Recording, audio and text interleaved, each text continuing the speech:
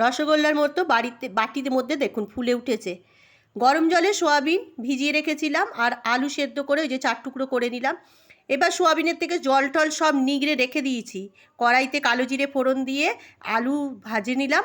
আজ তো বৃহস্পতিবার, নিরামিষভাবে সোয়াবিন রান্না করব, কিন্তু আমিষ পদ্ধতিতে। ওই যে কালো জিরে ফোড়ন দিয়েছি, ওই যে কোনো রান্নাতে কালো জিরে ফোড়ন দিলে আমিষ পদ্ধতিতে রান্না হয়ে যায়।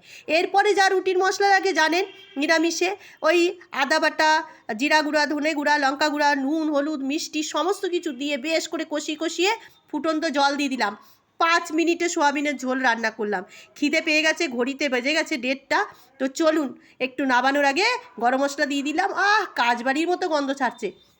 দেখেন কেমন হয়েছে সোয়াবিনের তরকারি। রেসিপিটা যদি ভালো লাগে, আমিষ পদ্ধতিতে নিরামিষ সোয়াবিনের তরকারি যদি ভালো লাগে, তাহলে অবশ্যই একটা লাইক দিবেন। আর যারা চ্যানেলে নতুন এসেছেন তারা চ্যানেলটাকে সাবস্ক্রাইব করে দিবেন।